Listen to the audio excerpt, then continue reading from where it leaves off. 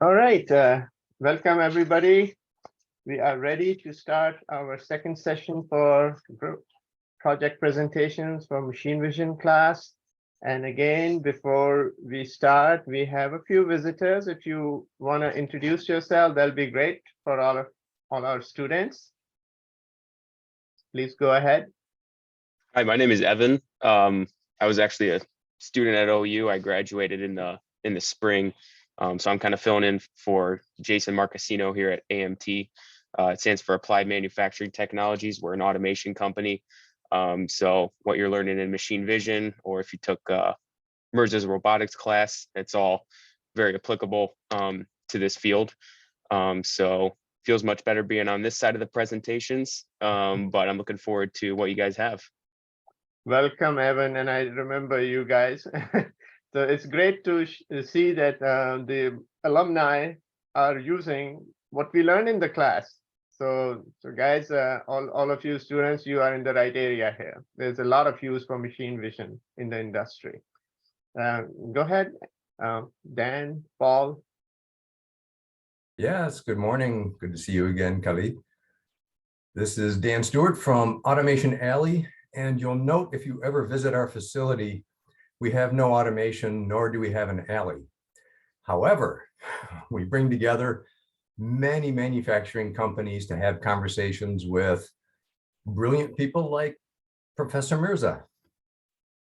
So we're excited about participating in this. Actually, I'm excited about participating in this class because I believe that I will learn more than anybody here. This is, for me, a very new domain, and I'm interested to hear what you have to say about the many different applications of machine vision.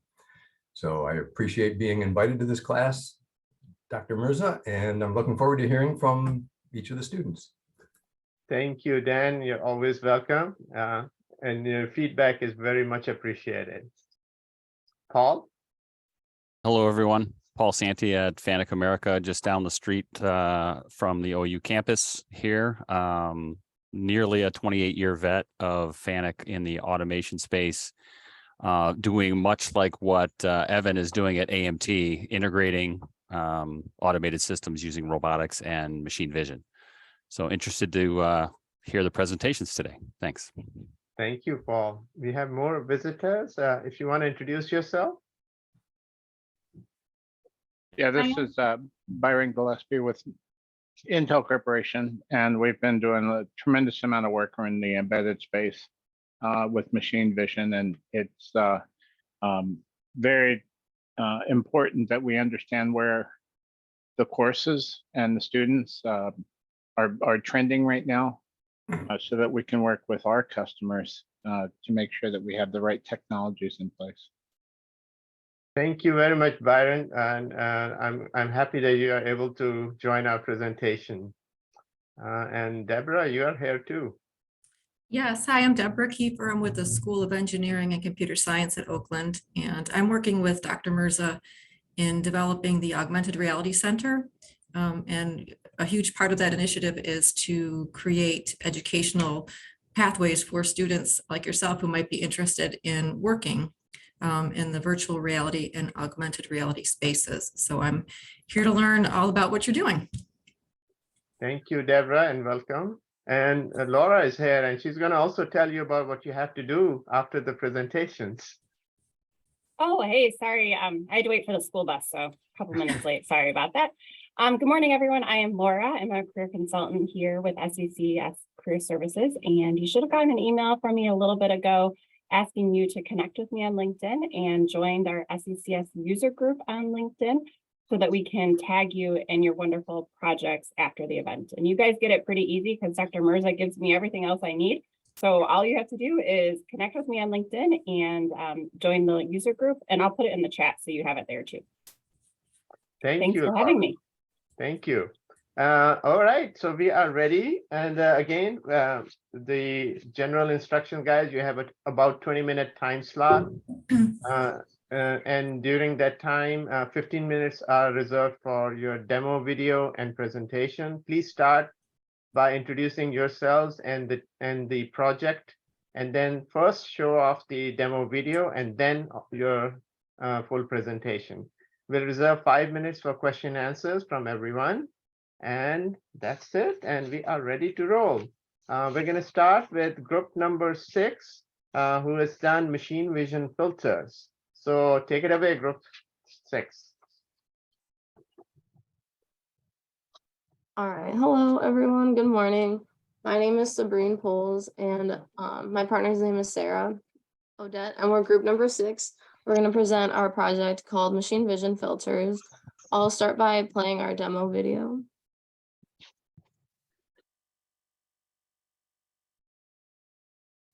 Are you tired of all the same old boring Snapchat filters that you've seen over and over again? Don't you want something new and exciting to make your photos pop? Introducing Machine Vision Filters. With Machine Vision Filters, you can now have access to tons of creative and unique filters that you've never seen before.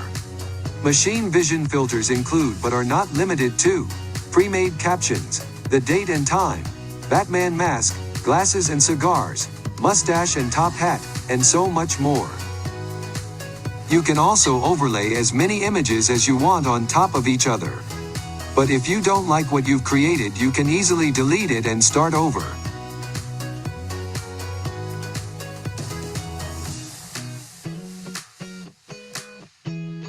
You can even add your own caption to your photo.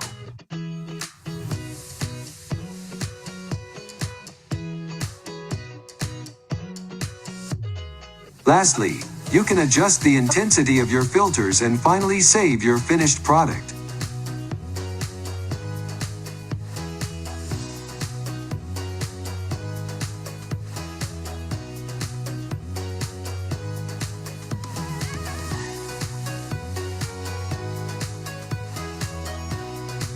And the best part is that you can even try it out with a friend.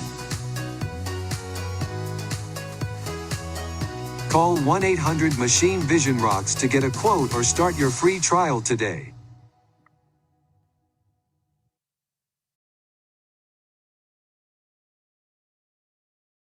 All right, cool. So that was our demo video. Getting back to the PowerPoint. Okay. So our project was inspired by Snapchat. We wanted to see how many of the same features we could implement, like adding text in real time, as well as pre-made captions and emojis, just like overlaying props on top of the image.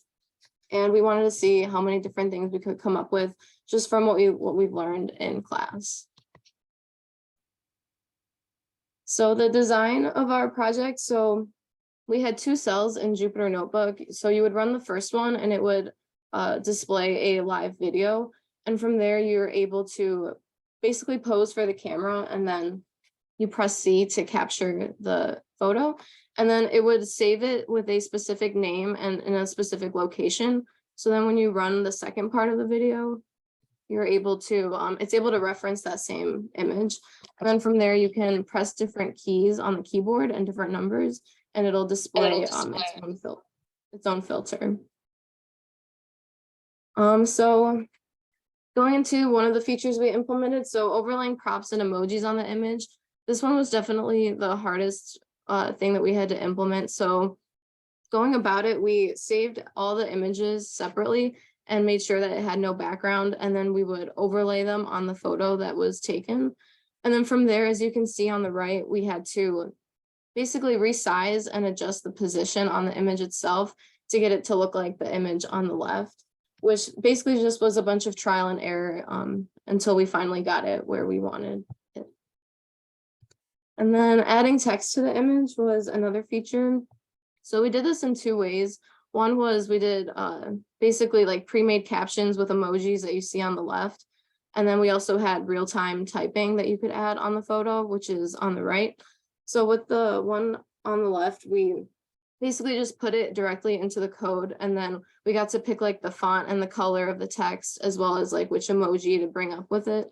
And then on the right, the user is also able to basically type on the photo itself and then create their own caption. And then from there, I'll take it over to Sarah for the rest of the presentation. Thank you. So for adding the image filters, we were able to just use a couple of these built-in functions, which made it pretty simple. And then as you saw in the video, when we kept pressing that same key, it was actually able to increase the intensity of the filter, which was a really cool look. And then you can go to the next slide.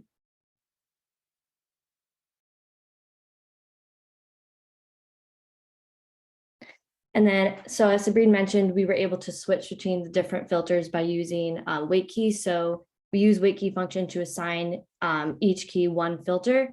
And so this is a breakdown of all the different keys and their corresponding filters that we used. So as you saw in the video, we had a mixture of pre-made captions with emojis, and then the date and time, and then a bunch of different props that we used, and then just regular image filters.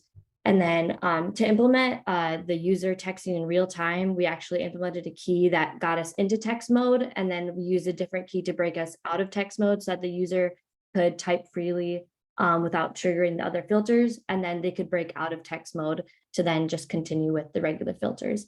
And then we use key R to remove all the filters and effects, and then key S to save the image to a specific folder that we could then reference later. And then to remove the filters, we were able to use CV2.imread to just read that original image in again. So it technically wasn't actually removing all the filters and effects. It was just reloading that original image and starting fresh. And then we just were able to use CV2.imwrite to save the image to that specific folder that we could look at later. And then if we had more time, we really wanted to switch between the different filters using either track bar buttons or drop-down lists. We thought that would be super cool. And we really looked into this extensively, but realized that it would just take up too much time. And we'd probably have to restructure the code and everything. So we just stuck with the wait key function, which was pretty simple and ended up working out okay. And then in conclusion, we really liked how this project turned out. And we obviously know that we could have implemented it in other ways, but we were happy with what we were able to accomplish in that time. And we enjoyed using machine vision to see all that it could offer. And now enjoy this picture of Professor Mirza with an overly large mustache.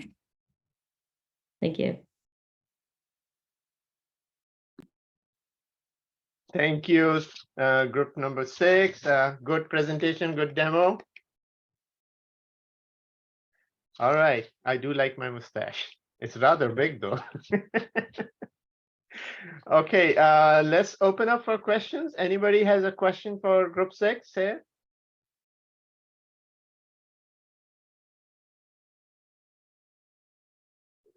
Okay, so let me ask a couple of questions. So I think, first of all, I have to remind everyone that you guys only got a very short time to do this project, less than or roughly 4 weeks, to come up with an idea and actually implement it and make it work. So kudos to everyone for finishing up and showing results, which is a big thing in itself. And of course, if all of you have time, we'll see some fantastic products here. Do you have a business setup for this? For this idea, like are you thinking that this is something you want to do? I don't know, maybe. Okay, so one question I would ask you is that this is, of course, you see that in the social media, and then you can definitely use it in all kinds of social media, maybe on live videos and all, which would be a big thing, because and that's what Snapchat is also good about. Can you think of industrial uses? Maybe there are industrial uses for this. Can you guys think of something? And I'll open this up to the entire class.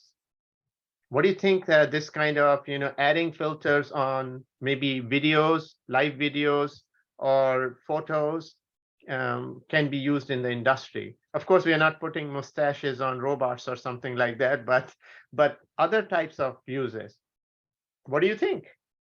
I mean, I guess like kind of how we increase the intensity of the filter, we could use that to make the image like clearer or better. So pre-processing of images, and that's a big thing. Whenever you're doing any kind of machine vision application industry, as we talked about in the class also, that it's junk in, junk out. So you got to start with a good image, and if you can get a good image, you can get a lot of information out of it. So yeah, so pre-processing images, and it seems like that you have a good way to quickly try out different filters. So setting up of an industrial process could be very interesting, that you have a menu-driven filters where you can quickly select a filter, test its intensity, and see if the image starts to look clearer and better before you can run any algorithm on it. So that's a good use. Any other things you guys can think of? I wonder if there's an AR application for this, Dr. Mirza, something that maybe on an industrial line shows the assembly sequence. There you go. Yeah. Yes. So yeah, this can translate into augmented reality. Were you doing facial recognition before putting on the mustaches and all? I don't know that it was facial recognition. It was just mainly like adjusting like the position and resizing the image. Okay. So if you also add any kind of facial, not spatial, facial recognition, then you know where the face is and where eyes, nose, mouth is, and then you can, based on the size of what you're seeing, you can automatically adjust and translate your prop onto the face.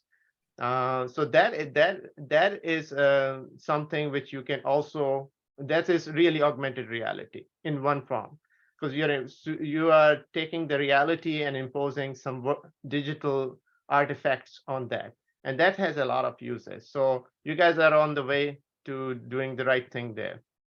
All right, any other questions for the group, fellow students?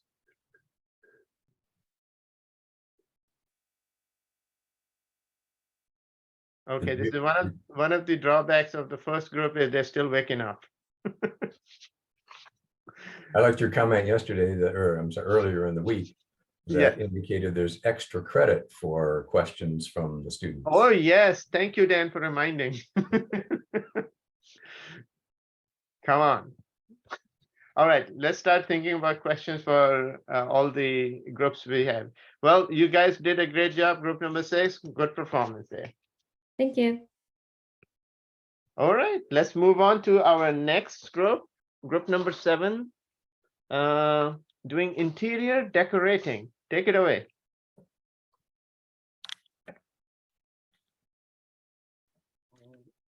Let me start with the video, real quick.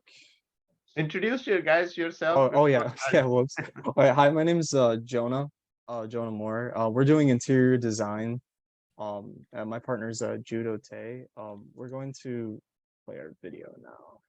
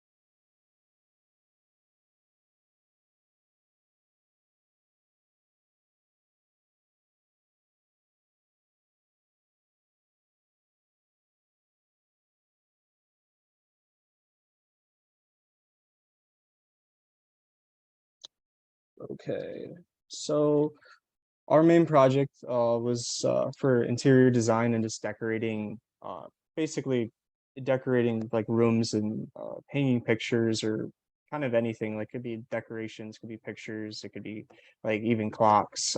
We kind of approached it using the Aruka markers through OpenCV. So it's a pretty easy way to project images onto walls in like live video. Here, oops. So yeah, so this is what an Aruka marker was. Basically, it's just like a fiducial marker that you can place on a wall for like measuring, kind of just for camera detection. So the camera could find it on the wall and kind of map out where the image needs to be placed, or even if you wanted to actually play a video as well. There's a bunch of applications you can use for these, but the way that we used it was just placing it on a wall and able to just project whatever image we want to it. We used there's generators online that will randomly make them for us. I think you can set them up to map out the certain images as well, but that's a little bit more complicated than what we wanted to do. But as far as what we did, it was pretty simple, just generating 4 of them and just using them for the 4 corners of the image. Okay, so the project design, we utilized OpenCV in the live video and using the Aruka markers. Well, we were using this 4-corner method where, like I just said, we just place them on the wall. You can space them out relatively in the same length apart or the same distance apart. They just have to kind of map up to a square. Like from the way that I think we did it, it wasn't, we didn't get like a tape measure and measured it. I think we just placed them on the wall and it just projected onto it. It just has to be kind of in the ballpark. And you can also scale it too by widening them out, which was pretty neat. But yeah, I mean, the operator basically places them on the wall, shines the webcam that we have. So we had a external webcam that we were just shining at the wall. And if you look at the monitor, it'll project an image. So it was pretty cool. And that was kind of the physical design. So, I mean, not a lot of moving parts. It was just really kind of the idea was to have the person just place them on the wall and just shine the webcam on it. And basically on the monitor, it will just appear. It could be, we only got as far as pictures, but it would have been pretty cool to do like clocks and decorations and etc. But yeah. So here, I'll pass it over to Jood. Yeah, so the software design was basically the user runs the program and a pop-up window appeared with like all the images that they could choose from. They enter their choice and that is like projected on the wall and they can move around the camera and see from different angles. The camera detects the markers and it's placed there. On the next slide. So yeah, the top image is the menu that appears, and then the bottom image is what it looks like when it's projected. On next slide. Yeah, and this is from like different angles, like the bottom, and yeah, just from different perspective. On next slide. So we ran into issues at first when we would shine the camera, it would only project the image from a certain angle, but when you move the camera, the image would disappear or it would look really distorted.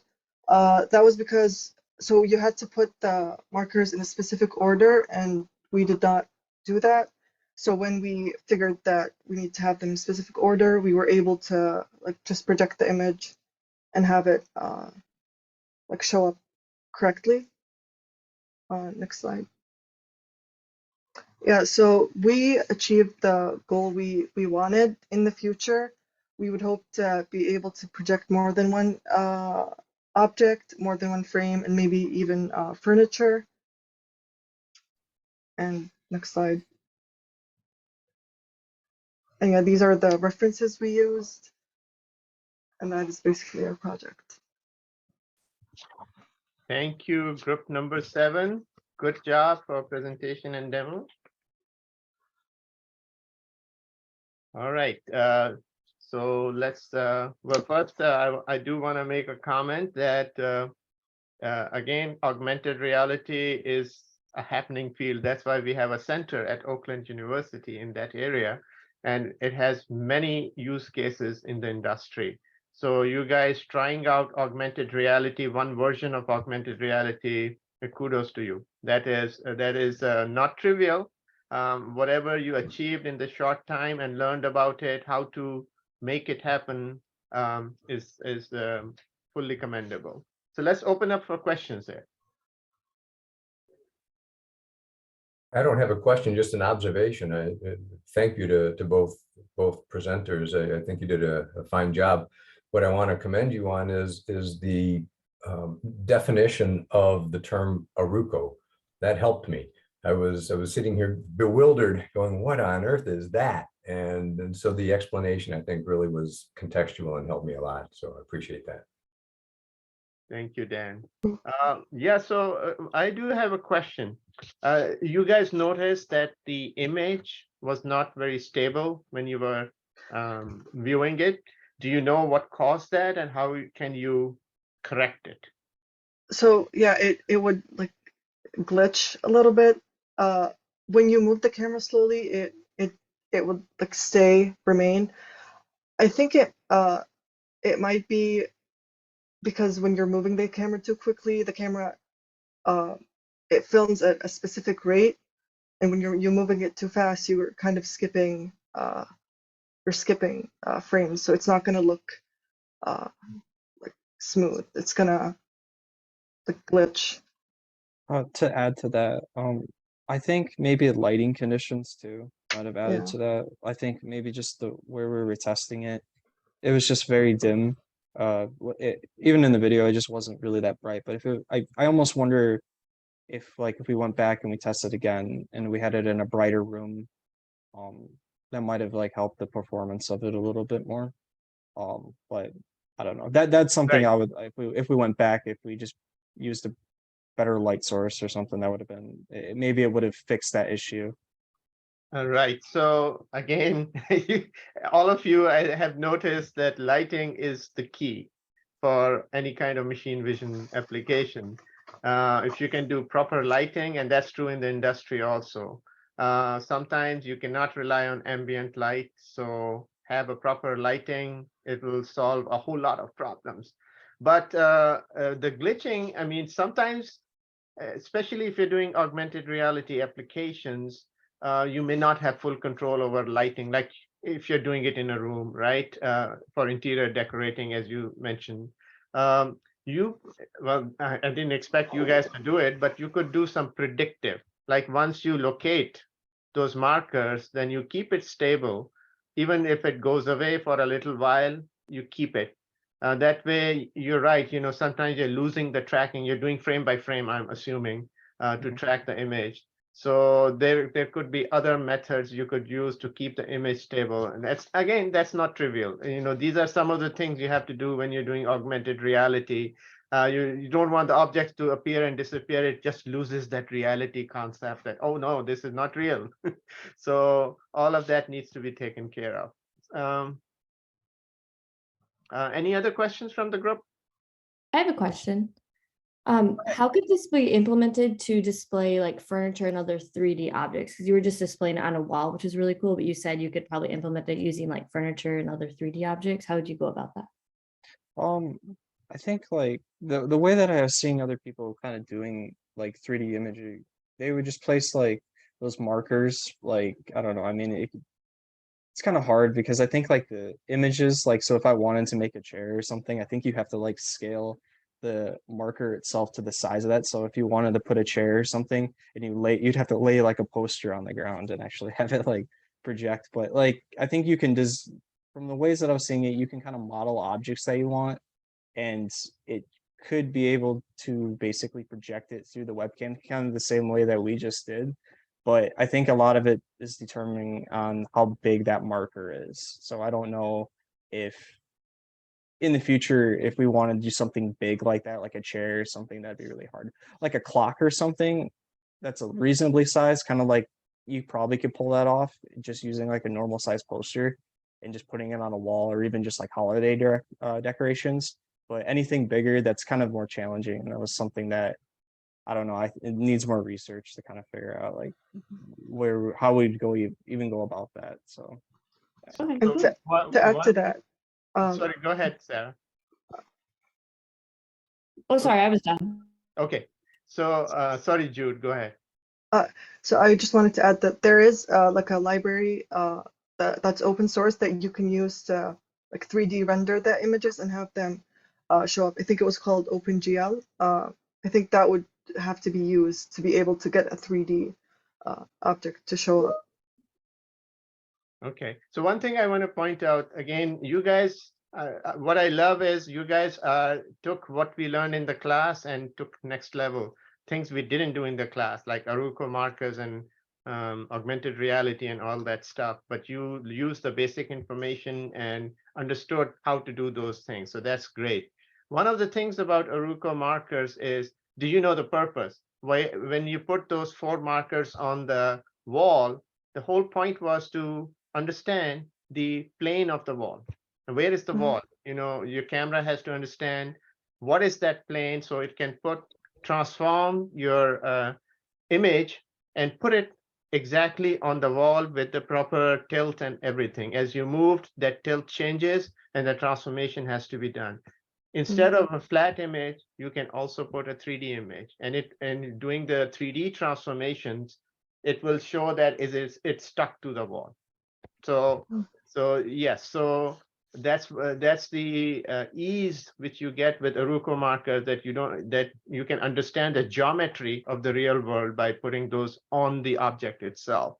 Another thing is that if you don't want to use them, then you can use the key point, but that's a much harder problem, that you have to understand the 3D nature of the world in front of you by observing and deriving with some depth sensing cameras and all.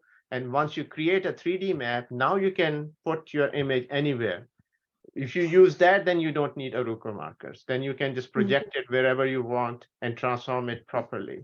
So that's one thing.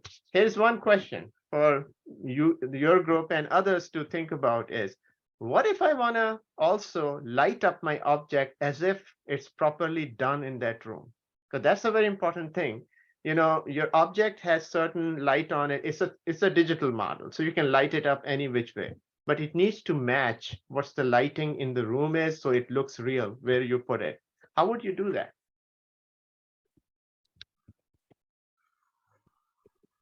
So I'm not sure if I understand the question. You want the image to not look like it's like like an image. It looks like it's just blending into the wall with the same as the lighting. Let me explain. And again, this question is open for all students. You see, my light is coming from this side on my face, for example.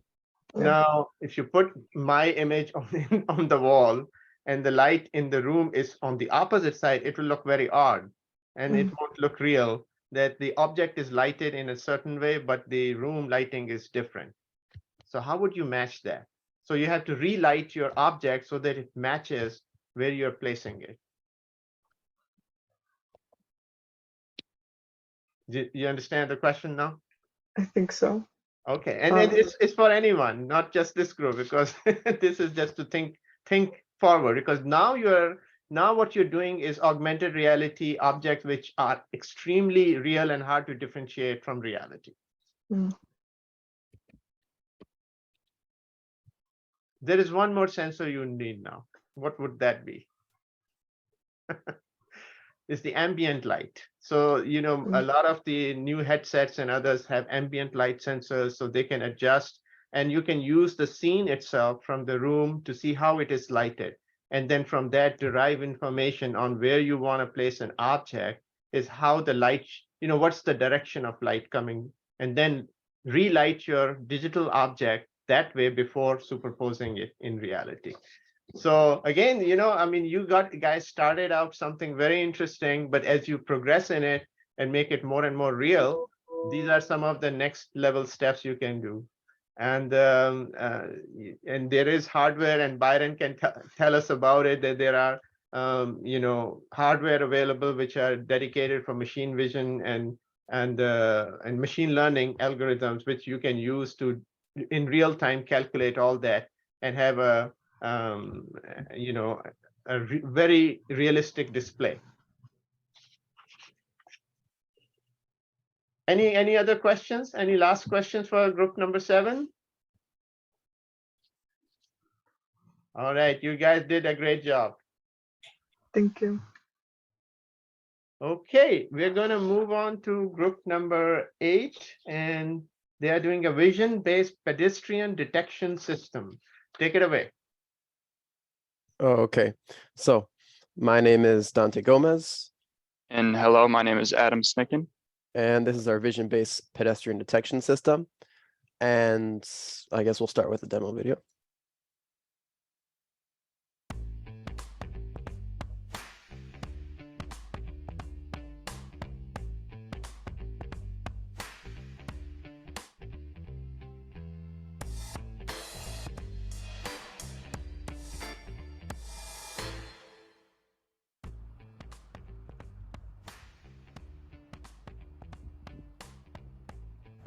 Oh man, such a long day of work.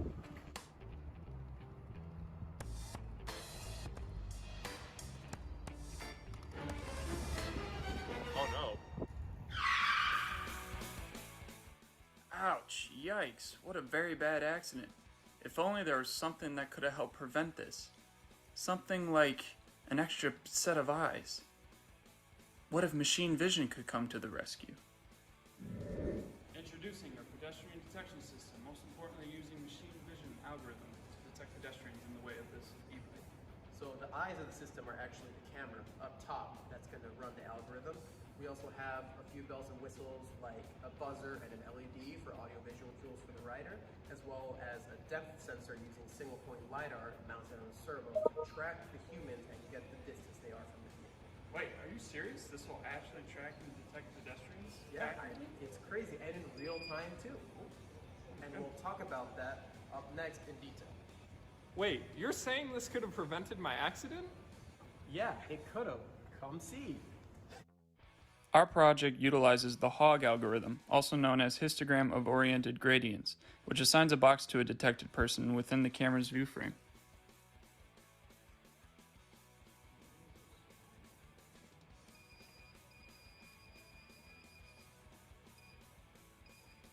As I move closer to the bike, it signaled the alarm system. It does this when somebody is within 3 meters or less. However, you may have noticed our box was lost around me. That's because the algorithm requires the full set features of the human body within the view frame, and it just so happens to cut off my body around the 3 meter mark. To summarize how the system works, once a person is detected, it places a box around them. We then utilize the center X value of that box and write it to a servo which has the LiDAR attached onto it. We then display the LiDAR's real-time outputted values onto the video out next to the box for visual confirmation. We found that it's quite accurate despite the loss in frame rate, which is understandable and unfortunate at the same time, but it's due to the Raspberry Pi we were using having limited processing power. We also included a person counter for multiple people detection. The LiDAR also works to try and record both persons' distance from the bike by having the servo alternate from the first and second person. As you can see, it has me labeled as a shorter distance compared to our friend Dustin. That is due to the algorithm confusing and labeling me as person number 1, when in reality it should be Dustin, as whoever is closest would be the person number 1 and the person of interest. This is only one of multiple machine vision applications that can create a safer environment for pedestrians and riders alike. With a little bit more time and research, we could actually create a more robust system instead of it running on a standalone Raspberry Pi and give us many more solutions to this issue.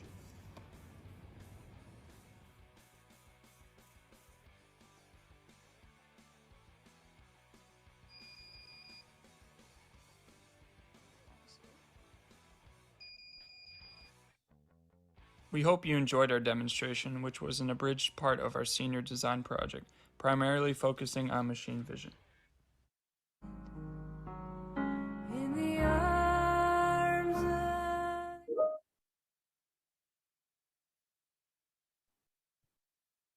Okay, so just a brief introduction. Our goal was to kind of find a lightweight solution for pedestrian accidents with new micromobility vehicles like e-bikes and e-scooters.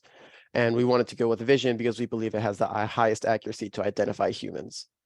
And we had to focus on really high efficiency and performance, even though we have a really small footprint and an isolated system that couldn't run on a server, for example. And just a quick overview of how the HOG algorithm works. It's the histogram of oriented gradients. It's in OpenCV. It is a pre-trained machine learning algorithm, so we didn't have to spend any significant amount of time training the algorithm, luckily, which saved us a lot of time. And the way it works quickly is that it processes cell by cell on an image, as you can see on the image on the left, and it will record the change in intensity, in color intensity, and as well as the direction of that change and the magnitude of that change, as you can see by the blue arrows. Then it will combine it into buckets inside a histogram, and using a line of best fit for that histogram, it will create a sort of edge detection, as you can see on the image on the right. And so this feature identification algorithm really helped us identify humans and continue with our project.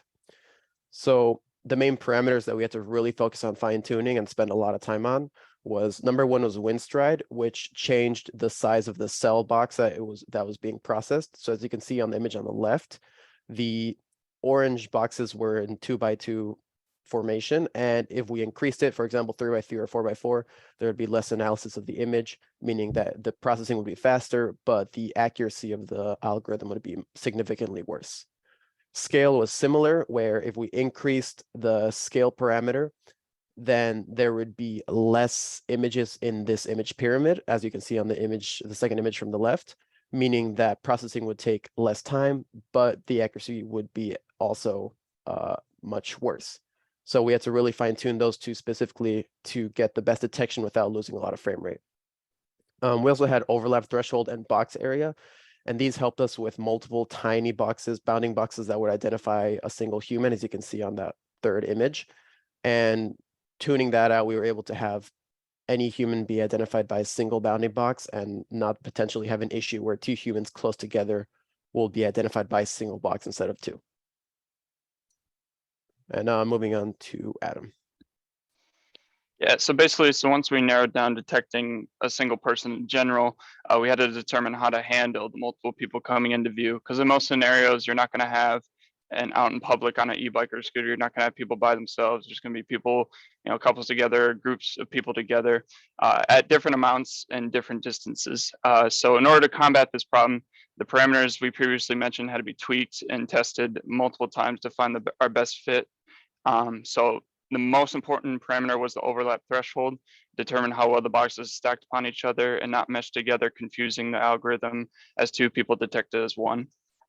Then once we fine-tuned that, we attributed the boxes to detect a person that would best fit the frame. And then if more boxes just came into view, meaning another person, it would just add up to that variable already set in place using string concatenation. Theoretically, the larger box should be the person of interest because they're closer technically. But due to time constraints, we couldn't fine tune and work out the solution to quite work well with our other parameters and such. But on the machine vision sort of things, it does show that the box does increase when a person gets closer. You can go next slide. Yeah, so basically our whole system integration, it was a part and is our senior design. We're mainly focusing on the machine vision part of it, but everything is programmed onto a Raspberry Pi 4 and requires a Raspberry Pi 4 to run everything else. The machine vision algorithm and the HOG algorithm alone can be run just on a computer using a webcam, and that'll work fine. So yeah, you had your additional components with a server with a LiDAR, and then the audio alert system would work without having a video out in real world scenarios. So from the video, our test results, as you can see, as I'm moving to the side in that GIF, it's quite decently accurately staying on me. We lose it for a bit, but in real time, the LiDAR doesn't seem to lag at all behind. And on the video, we have frame loss due to just the screen recording application used, but also because the Raspberry Pi 4 does have significantly worse processing power with all these load draws being drawn onto it. You can go next slide. So for future considerations, we basically think about more processing power for the better efficiency of their human detection. As previously throughout the semester in the class, Professor Mirza spoke about like greater GPUs like NVIDIA can achieve this. And then also it's just different methods of doing pedestrian detection. For example, stereo vision, we can get depth from. That's basically the process of using two cameras or two high quality cameras to estimate a depth of a point on an object. Think similar to like 3D perception in our vision, having multiple viewpoints. So you can have a parallel system where there's two cameras at the same distance parallel from each other, or just define for each of those cameras a left and a right image plane. Lastly, we really want to incorporate dead reckoning because in real scenarios, you know, there could be a situation where you're riding an e-bike or scooter coming up to a corner and somebody just pops out, or somebody just pops out that's not predeterminedly detected. So that's really crucial to help benefit our project. It's really difficult to account for this, and however, it was just a steep learning curve for us, so we couldn't get it implemented in time. So in conclusion, yeah, we successfully, I believe, developed using the HOG algorithm and predetermined and OpenCV human detection is quite accurate. The efficiency for what it is pretty efficient real time. We got people counting working, and everything else forms the full system. Thank you, group number 8. Great application and demo video. Good job. And it's a great use of machine learning algorithm also. All right, let's open it up for questions from anyone. Khalid, if I may, this is Paul from FANUC. Again, I reinforce your accolades. This is a great application with real life uses. It's obvious that Adam and Dante had to dig in and learn a number of new tools and how to fuse those into the use. But I do have a few questions, so I'll just kind of rattle these off, and you can answer them in whatever format you like. But is the HOG algorithm, you mentioned it was pre-trained. Is it specifically pre-trained to find people? Yes, so it uses, I don't remember what exact data sets it uses, but it is pre-trained as a people finder or people detector. Okay, that was my impression through the presentation. That's fine. So, and related to the system is determining a distance from the sensor and displaying that. And obviously you showed that those distances are not necessarily accurate. Can you explain why you're getting wrong distances? I didn't quite pick up on why, you know, is it the LiDAR that's determining the distance, or is it the HOG algorithm vision based that's determining the distance? It's not necessarily incorrect distance values. It's just incorrectly placed on the boxes visually for aspect. The fact that it is a single point LiDAR and it's on that servo and it's alternating between first and second person, it really has to, you know, accurately hit sort of the center value that's like right above the hip ratio. And so I think the issue is just it picked me up as the first person detected as a box, and then Dustin, even though Dustin was closer to the e-bike. So in reality, for like full system with the LiDAR communicating to our alert system, if Dustin were to move closer, it still would alert, but the distance visually on the video out would change on my box, if that makes sense. So it's like, so is the determination of who's closer based on the size of the bounding box or by the LiDAR data? By the LiDAR data in the end result. Yeah. Okay. And so it has to do the way that the program was written that assigns that data to which box? Is that really the issue? Correct. Yeah. I mean, if Dante could better answer it, he might know. No, that is correct. I'll say another issue that we encounter is that because we're using a servo to basically turn the LiDAR and point it at the identified human, we would have some issues with using a little like Arduino LiDAR servo, using a single point, a few millimeter thick LiDAR beam. We would just have some issues with inaccuracy with that, with the servo would be twitching, for example, or if the servo itself wasn't perfectly horizontal, in which case we had it on a bike, so it would tend to move left and right. So those are just some issues that we could probably fix using a I guess, a better servo. And I appreciate that you already talked about and what you just explained. You're considering potential challenges to the technology with uses in the future. So that's excellent that you did that.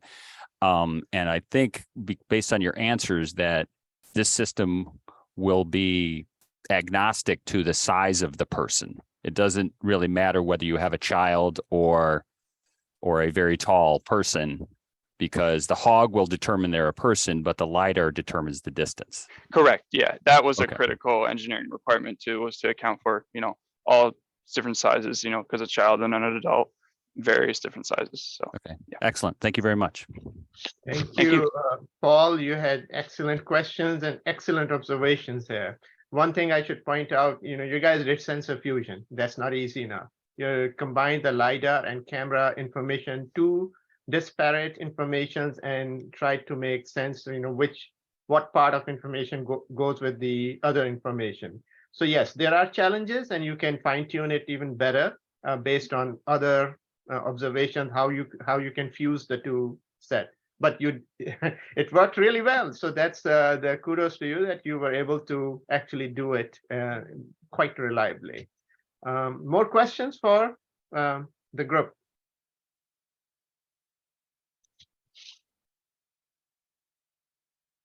Okay, so I do have a question. So you said the hog algorithm only works for humans. What about animals? I guess we would either have to train the hog algorithm ourselves using a data set, or we would have to find a pre-trained model online. But it would just require training. Okay, so on the same tangent, here is an open question for you guys, and maybe others can join in. So what is the advantage of differentiating between humans, animals, and maybe other objects for this particular application you're doing? I mean, is there an advantage that you detected a human, a person, or maybe you said that if you have two people, instead of having one box around two people, each one had its own box. So what is the advantage here? I mean, we can use a depth sensor and say something is in front, and that's it, right? You could just do that and avoid collision. But what you guys are doing is something one level beyond that. Have you been able to figure out, what is a really big advantage of the way you are doing it? So a potential solution I had thought of, which I don't think it's what you're looking for, but given how many moving objects would be visible in the frame, you could limit the speed of the micro mobility vehicle, for example, if it's in a crowded area, or other safety solutions like that. You're on the right track. I mean, you mentioned it in your presentation about dead reckoning, predicting paths. And that's a really, really huge deal when you're doing autonomous vehicles, is if there's a person, what is the predicted path? Because you see something, is it going to come in front, and how quickly can it come in front? So all that information is based on what type of object are you looking at also. Is it a vehicle? Is it a person? Is it what? So understanding in the real world what you're looking at, then you can have sophisticated algorithms to predict their paths. And this is how, some of the autonomous vehicles do that to make them really safe.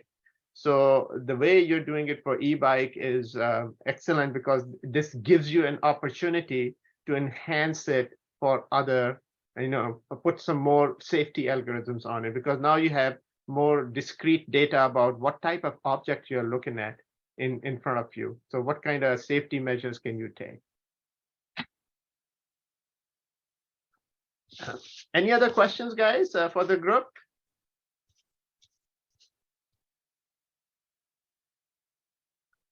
Okay, well, I have to say, I enjoy the videos which have skits in it. I like the creative part also coming out, and we want to enjoy both the engineering and the creative part. Thank you. Thank you. All right, guys, you did a great job. Thank you. Okay, we're going to move on to group number 9. 2 more groups to go. And group 9 did guitar fingerboard finder. So please take it away.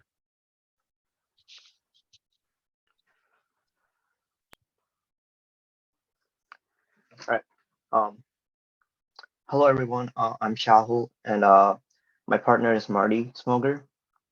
So the project is about displaying the notes on the guitar fretboard, and we will start by playing the demo video.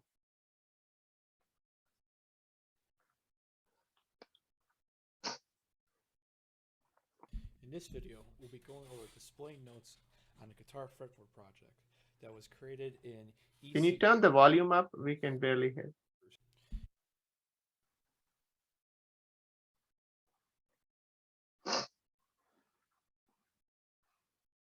Yeah, sorry about that. Give me 1 second.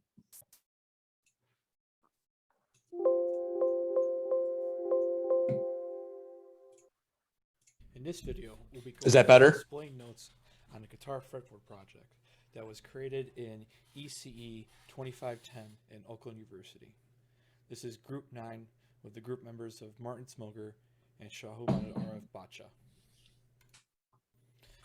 The main scope of our project is essentially taking the fretboard of a guitar, either electric or acoustic, and essentially placing notes on top of that fretboard.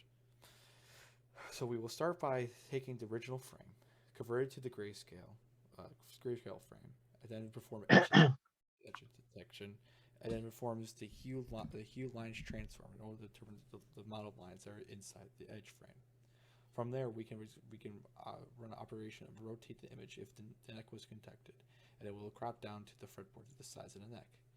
From there, we'll also redo the process of performing the grayscale and the edge detection to do the fretboard, to detect the strings and the strings in the frets to form a grid. From there, we can place the notes. These next videos below show a demo of a GNL Telecaster and a PRS electric guitars, determining if the program can detect it.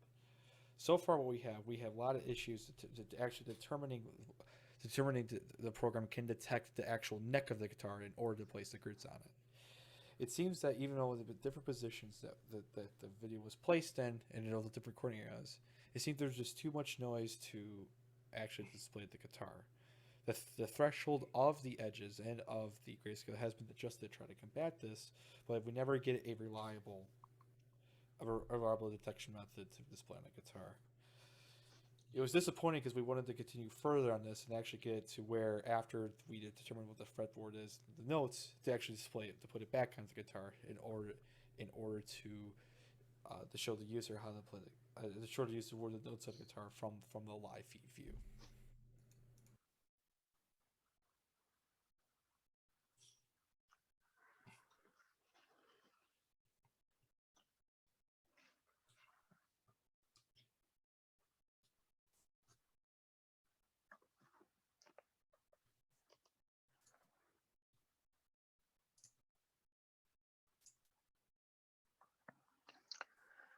All right.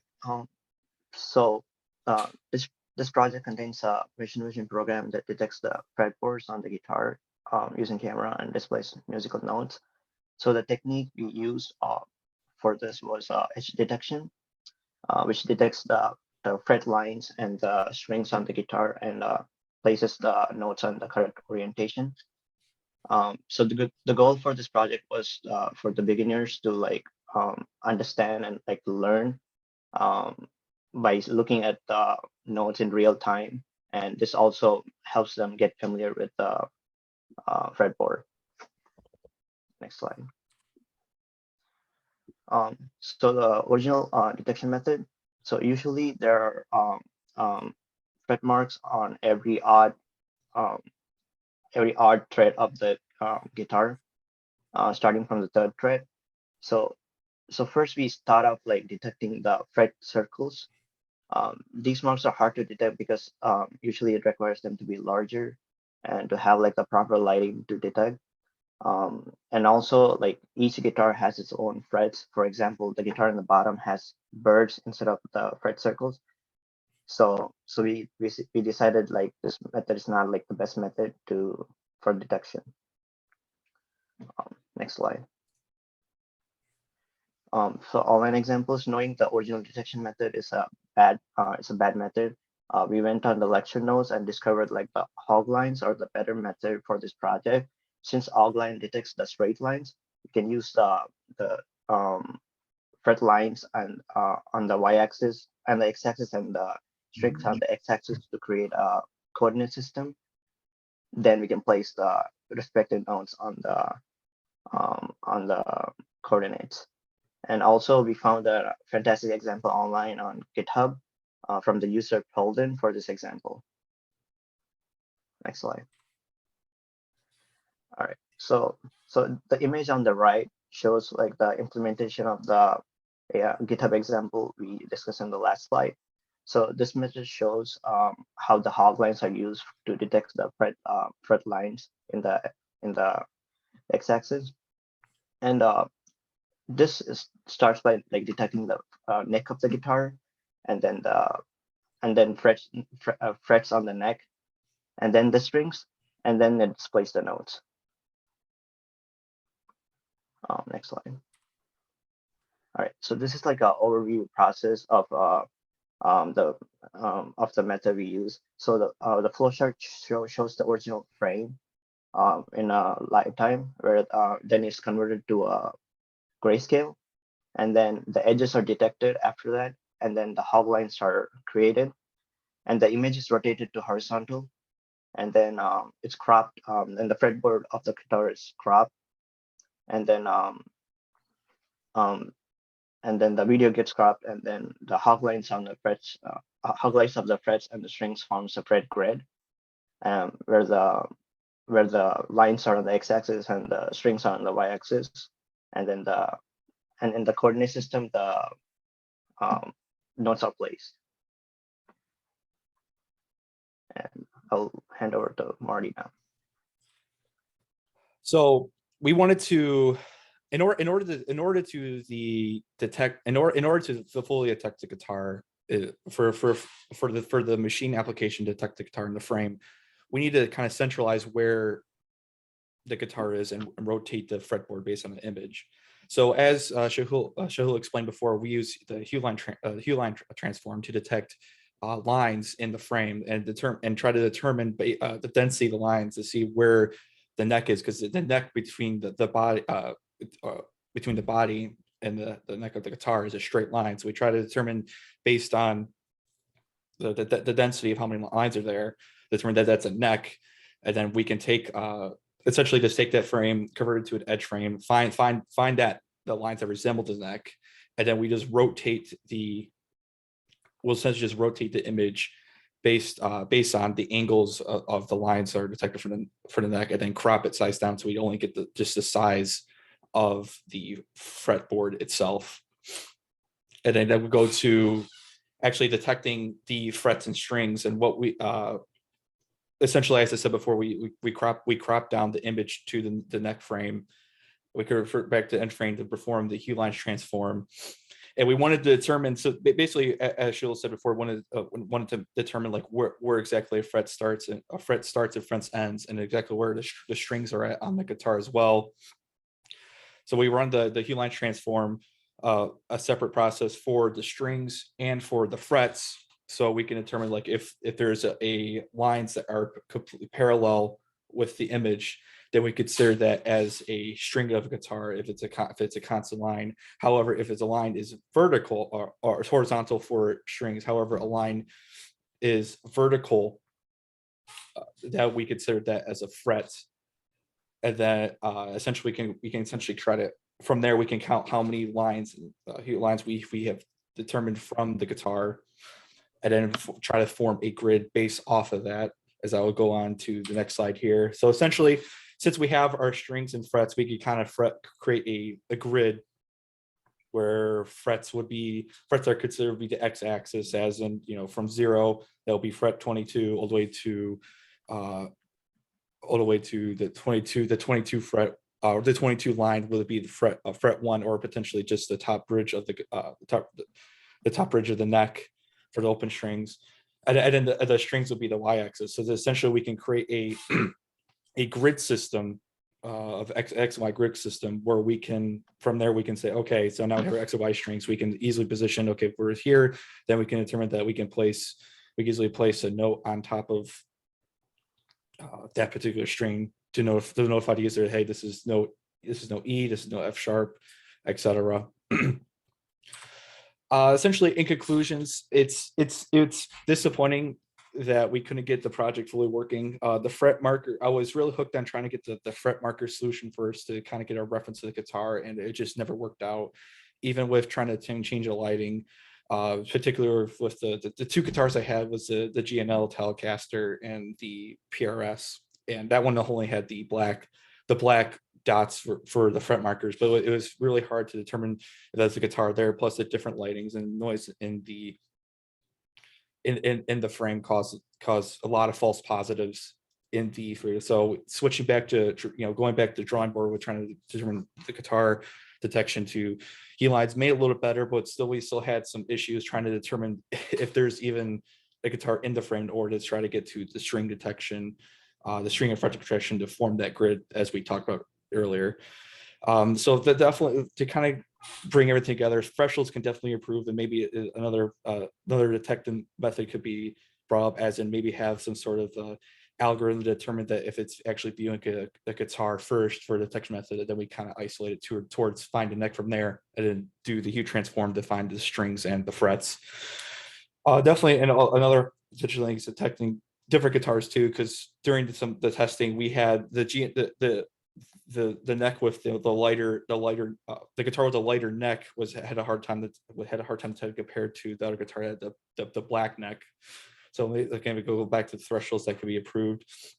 One of the big things I wanted to kind of do with this project, we moved on, was to have essentially the user can choose what scale they want. So instead of displaying all the notes of guitar, they say if they just want an E minor pentatonic scale or the blues scale, the program will take that input by the drop down and then populate the neck displayed on the guitar based on the notes that they have. And then finally, it's actually having this display those notes on a fretboard, because we had such a hard time detecting the guitar itself. So thank you all very much for your time, and we're open for questions.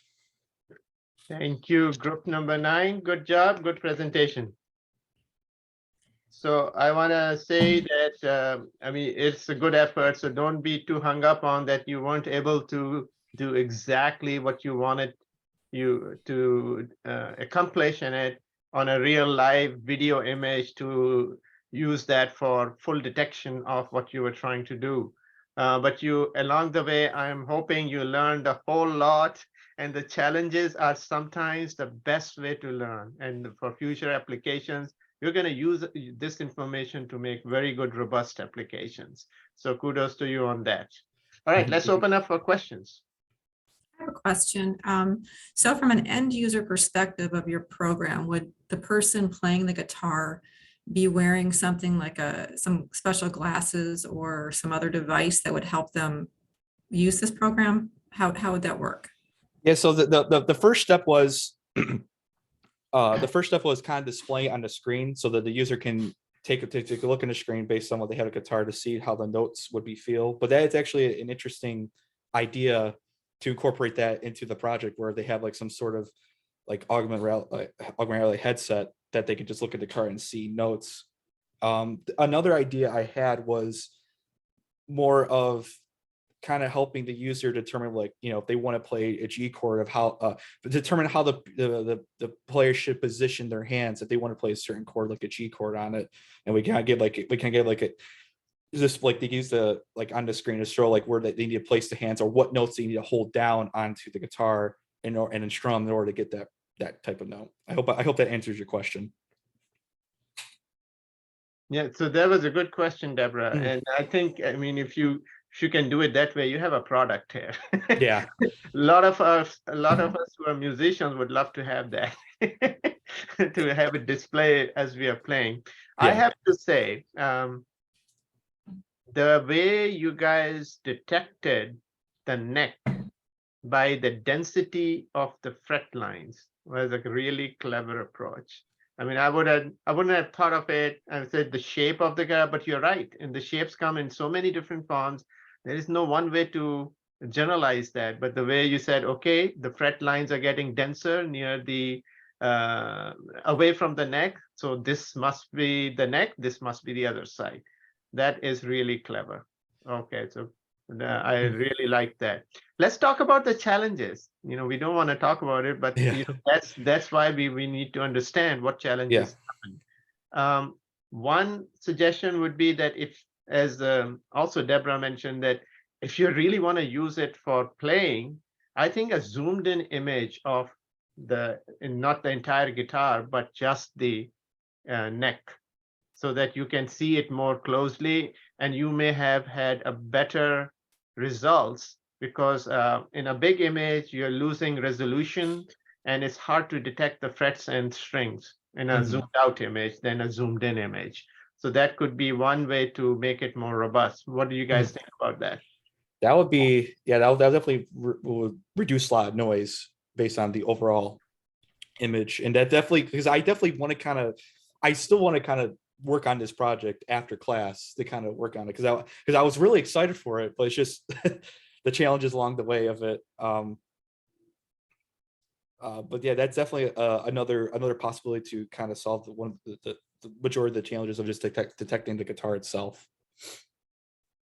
Good. I mean, we'll wait to hear from a product coming out soon.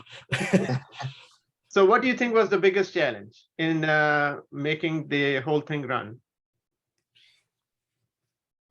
The biggest challenge was definitely as we said before, it's just determining in the image if it's a guitar or not, because we can't really continue on to the next steps of looking at the strings and the determining if we're seeing strings or frets on the neck, and displaying the notes on there, because without that, with no guitar, we can't even do that.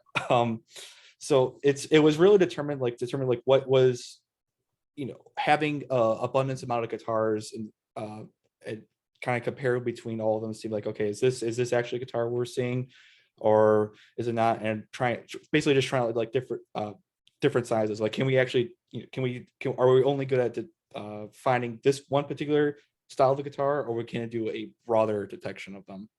Because I only had two, because like I said, we definitely had one of the challenges we had with our project is we had one decent guitar that was kind of detecting well, which was the PRS with the black neck, but the other guitar, the Telecaster with the kind of the blondish light neck, we had a lot of issues with. So I think it could be a factor of the challenge of reducing noise, and have again as other people as other members had experience with it, lighting, having improper lighting definitely definitely impacts of the algorithms you have in your detection algorithms for your software.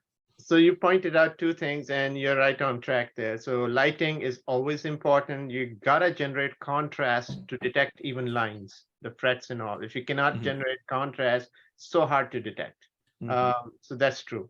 But the other thing is, I want to point out to the entire class also, is when we do industrial applications, if you remember when you went to the lab and did those experiments, the first step for a robust industrial application is what? GPM, global pattern matching. Identify what you're trying to process on in your image first, because image could have many things. Isolate the object first. So you're right. If you are doing an industrial application and the object is very well defined, you can train the image system to detect that shape and look for that shape in the image, and then put a ROI on it, region of interest, to isolate it from everything else, and then use your algorithms on just that object. They will run much more reliably and robustly instead of trying to do it in the entire image. So you're right. That's one thing. But in your case, the guitar doesn't have one shape. You cannot define one template. What do you think you can use for that step?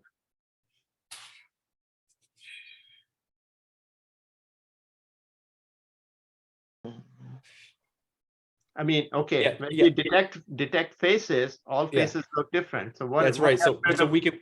So I see where you're getting at, like some sort of some deep learning to kind of train and some sort of AI to deep learning with a couple of guitars, and that could definitely help us out with that. So machine learning can come in. And it comes in help when you have all kinds of different shapes, but you're trying to look for some common denominator. In this case, a neck pretty much looks similar, right? The frets and string in the neck area, the body and the you know, the other side of the guitar could look vastly different. Yeah.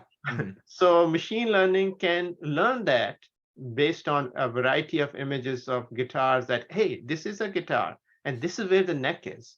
So this could help you out. So again, it's a very difficult application which you approached, and especially if you're doing it on a video stream. But those are some steps which could solve some of your challenges there. Yeah. All right. Any last questions for the group? I just have a question in general. I know that the problem is complex and a guitar is a very feely type thing. Is there a sleeve that might slip over the neck itself and under the strings that's black that would offer the contrast you're looking for? Instead of trying to have the machine learn different neck shapes and configurations, slide something over the neck itself. So that will like hide the fret lines on the guitar, so it won't detect any fret lines in that case. I would say like, so that's definitely a possibility where you could train your application to check that sleeve. But the problem is it would actually impede to actually playing the guitar itself, because you have to hold down when you hold down, when you hold down a string, it's basically the tension of the string is different to create that frequency of the note. Because as when you hold down the string, when you push down the string, it's being pushed against it's held against the fret, and that's how you make like the particular note from the guitar. So I think that would, while that would be good to teach a guitar to align towards that, I think it will actually impact the playing of the guitar itself. Yeah. So that was a very interesting question, Dan. We are now designing a real product. You guys understand? Yeah. Well, I have an idea. How about we remember we talked about lighting from the side, the dark field lighting highlights the texture. So if frets are above the neck, so you can use that information, put a light, maybe a clip-on light, which lights up the neck and highlights the frets because they are above the surface of the neck. And you can generate contrast. So you can do things like that. If you're having difficulty in recognizing them in all kinds of, because of low contrast, the colors and frets match very, very closely and all. So, you have to come up with a clever solution for real life. And that's what engineering is all about, isn't it? Yes. That needs to work. So great ideas there. I love this creative way of solving problems. That's really helps solve many other problems in future when you're trying to figure out how to make things robust.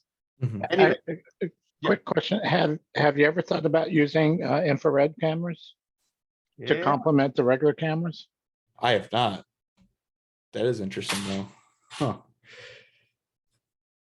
Okay. Yeah. Just a thought. Yeah, Just a thought. I haven't looked into that yet, so that's interesting. Because you might need to have both and then fuse it. So. There you go. Yeah. So there are many different ways to try it out and see what works best. So excellent suggestion, Byron. All right, guys, we should try to stay on track here. Yeah. Good job, guys. So good job. Thank you. And we are on to our last group. Group 10 is going to talk about vertical jump measurement system from music to sports. Take it away.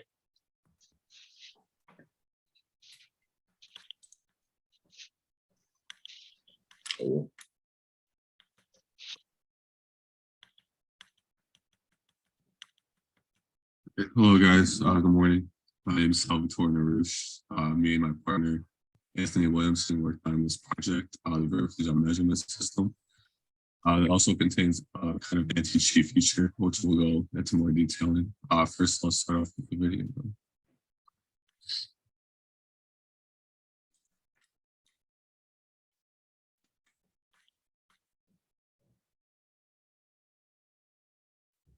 If there is sound, we're not getting any.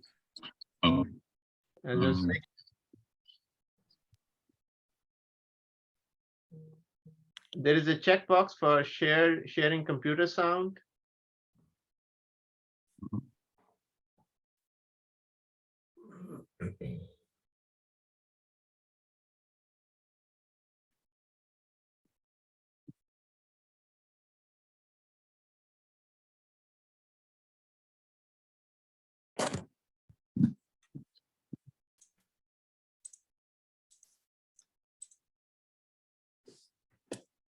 Um,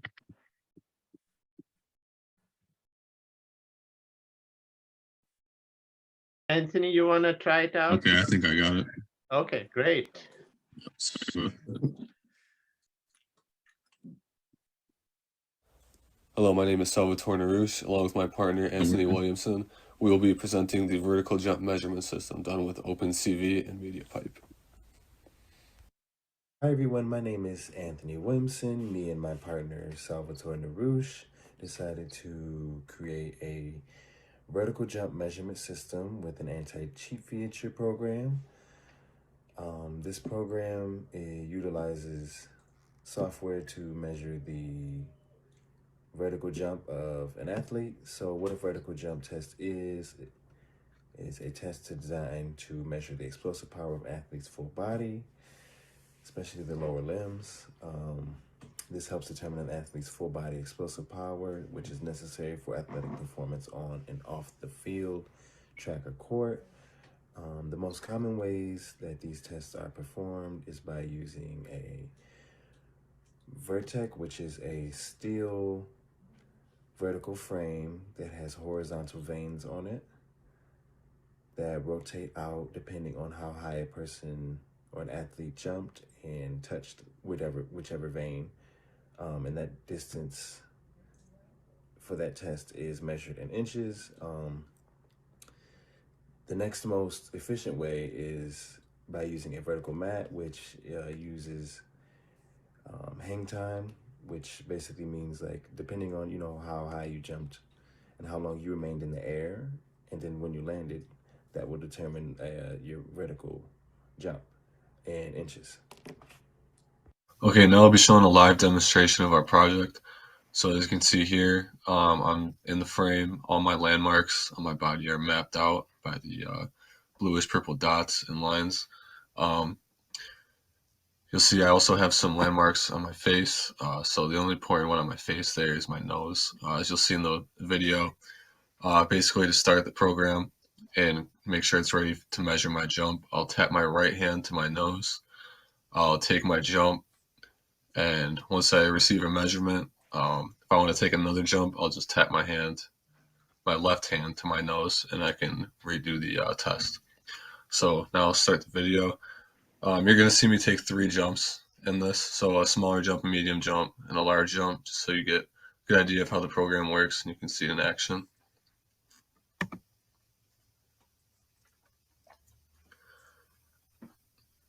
So you see here, tap my right hand to my nose, take the jump, pretty low, 4 inches.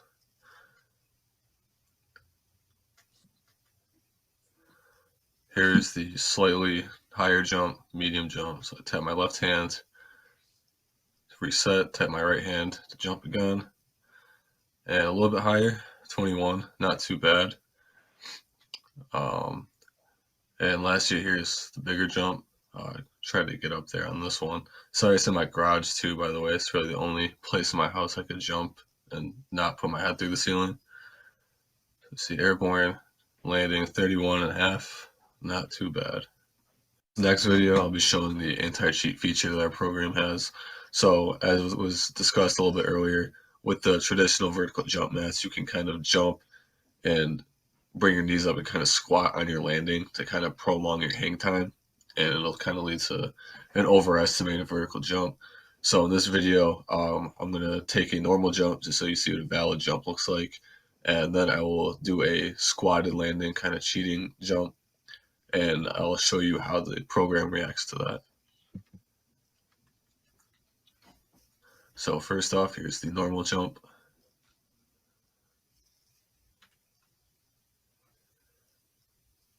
See, valid measurement given, and now I'll do the squatted jump.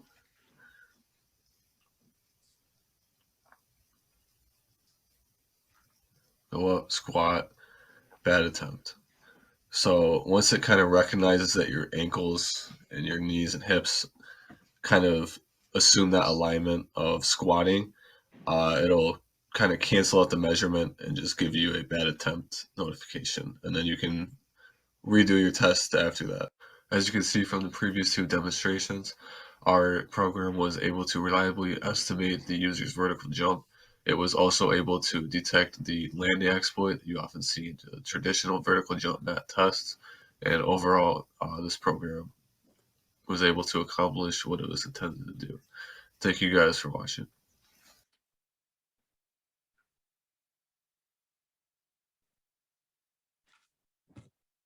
Okay, so yep, so that'll conclude our demo video. Now I'll hand it over to Anthony to kick off the presentation. All right, hi everyone. So as you saw in the video, our goal for this project was to develop an application program that utilizes machine vision to determine an athlete's vertical jump ability by using a camera with a motion tracking system to measure the hang time while also determining whether or not they perform their jump within the guidelines of the code. In addition to what we talked about in the video, essentially the user gets into a squat-like position with their arms behind them, explodes upward, and with one hand, they reach for the highest vein that they possibly can and land back into the jumping zone. Then from there, their jump height is determined by the difference between their standing reach height and the highest vein displaced. Am I on the right slide, please? No, you're good. Go to the next slide. Sorry. Okay, you're good.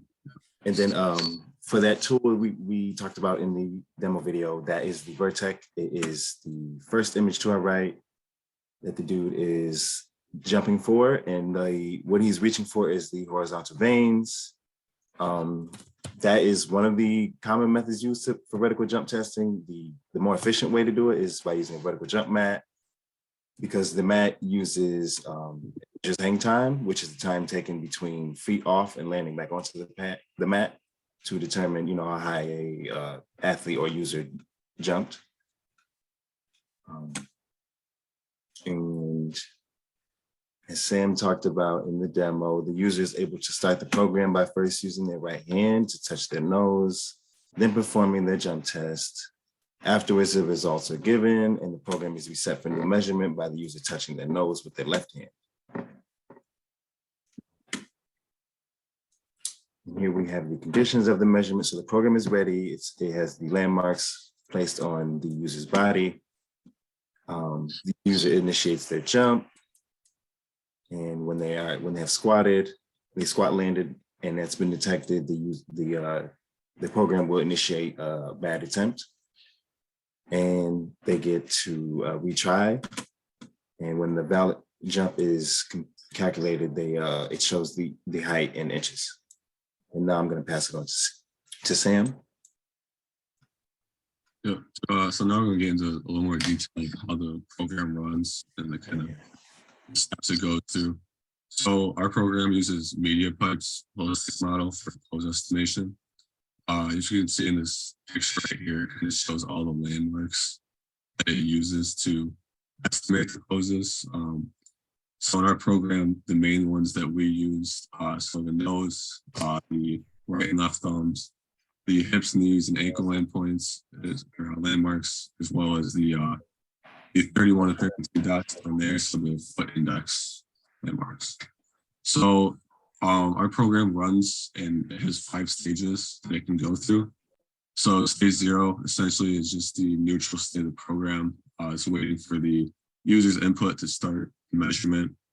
Once the user touches their right hand to their nose, so it watches the right thumb landmark, and once it comes in contact with the nose landmark, it'll progress it to state 1. And then all stage 1 does is essentially once the user is ready, it'll load these 2 left foot or the left foot and right foot index coordinates into a launch zone variable, and it'll remember that throughout the measurement. So once that launch zone variable is loaded in, it'll go to stage 2. Stage 2, it's got the launch zone coordinates, and it's essentially just watching for those foot index landmarks to leave that zone. Once it leaves the zone, the program will know that the user has jumped. And then once the user has jumped, it'll start a timer. And once the timer is set, it'll go on to stage 3. Stage 3 is essentially watching the athlete in the air. So when the user's in the air, it's watching the ankle landmarks and the knee and hip landmarks as well. And it is trained to know that once that user, if the user assumes a squatted position in the air before they land, it'll know that they're kind of squatting into their landing and cheating it. And it'll notify them of a bad attempt, and it'll tell them to restart, which is what stage 5 is. Essentially, it's just notifying the user to redo their attempt.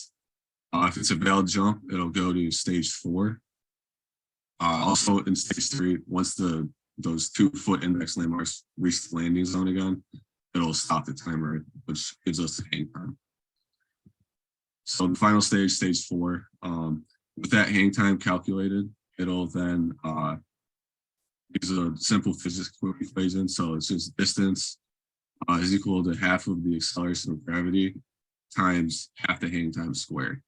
So it calculates the distance in meters from that, and then we just convert it to inches. And then once that calculation is done, it'll print the result on the screen and let the user know that it was a completed jump.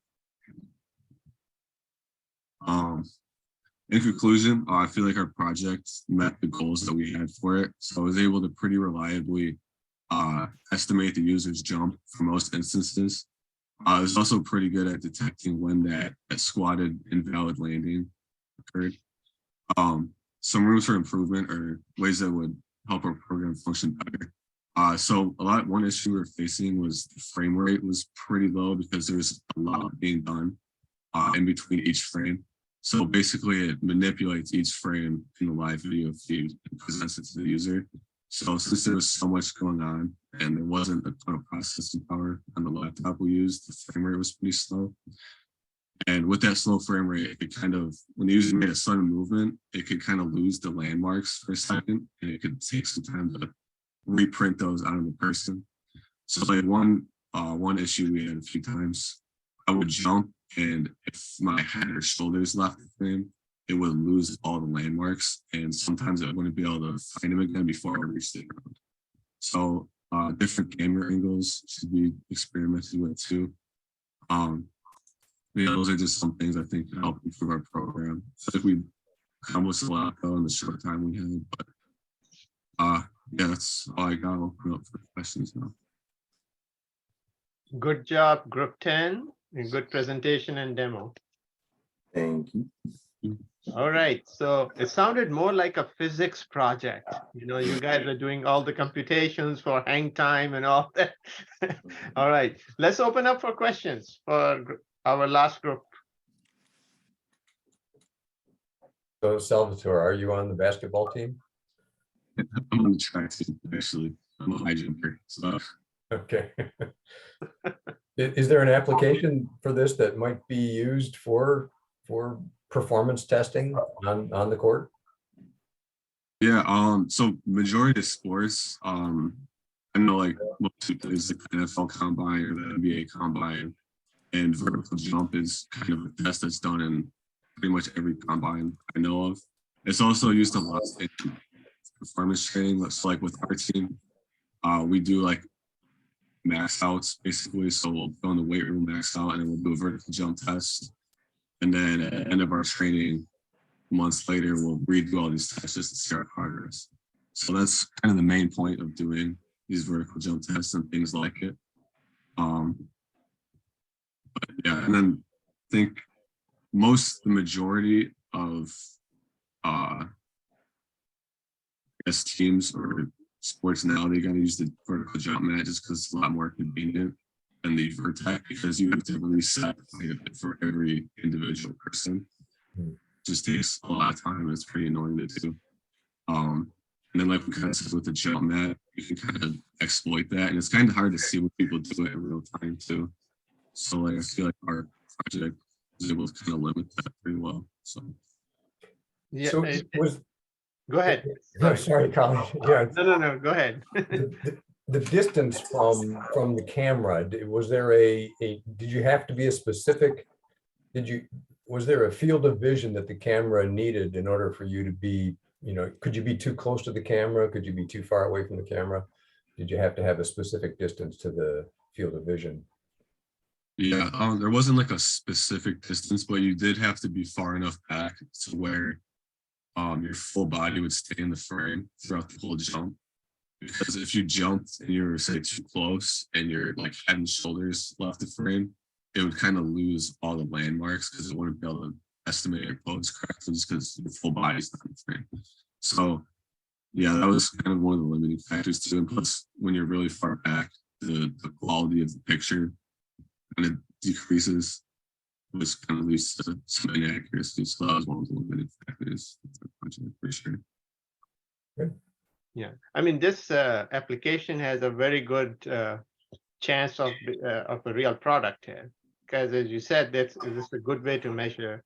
You could use it in a little more controlled environment, because wherever you're testing, you could have proper lighting, proper number of cameras, proper distance, and let it do its job then properly. Yeah. What kind of accuracy did you achieve from it, for the jump itself? Mm-hmm.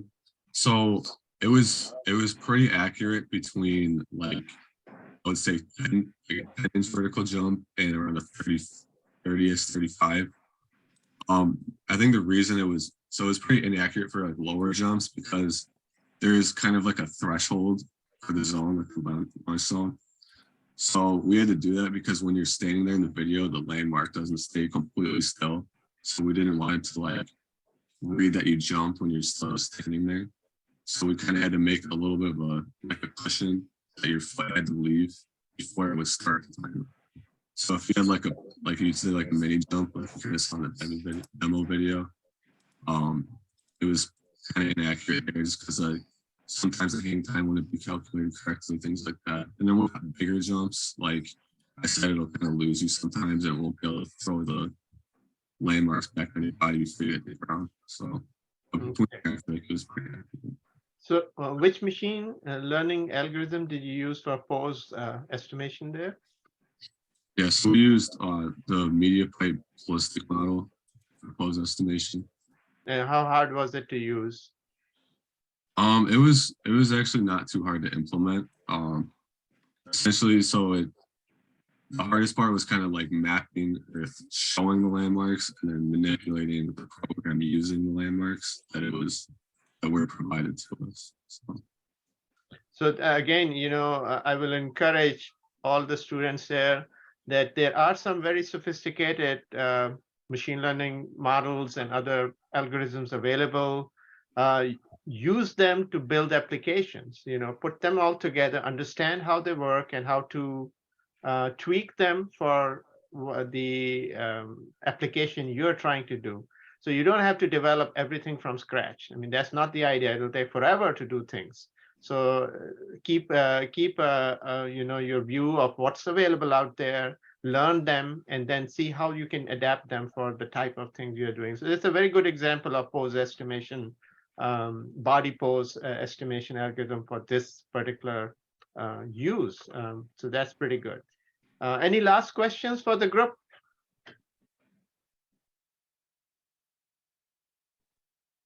If not, then good job, group 10.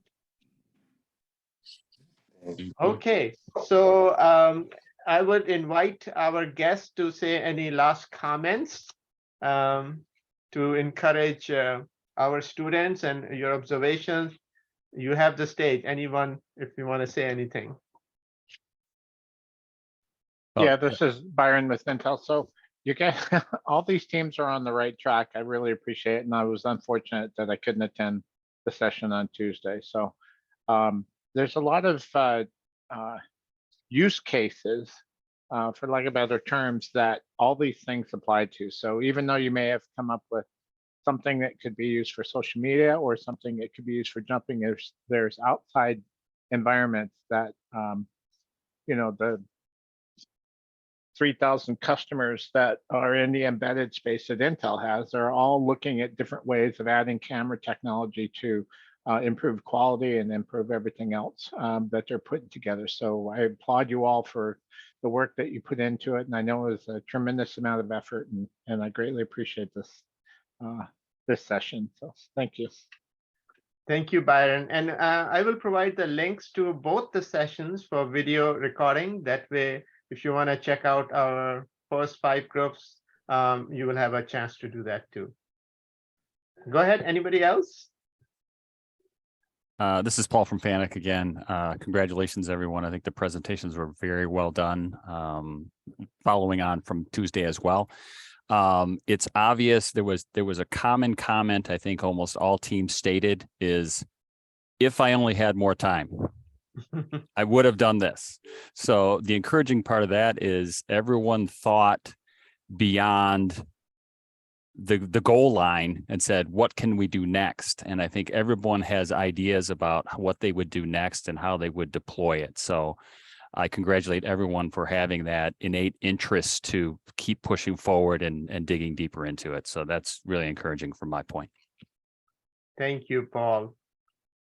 Anybody else want to say anything? We got a couple more minutes.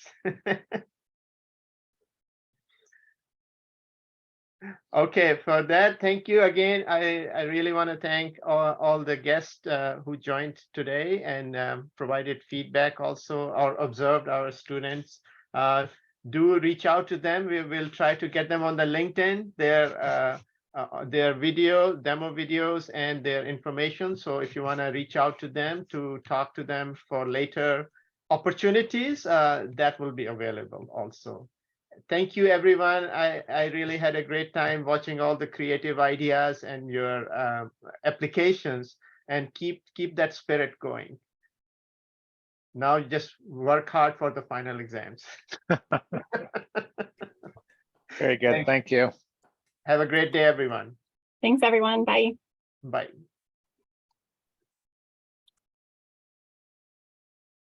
Thank you, Professor.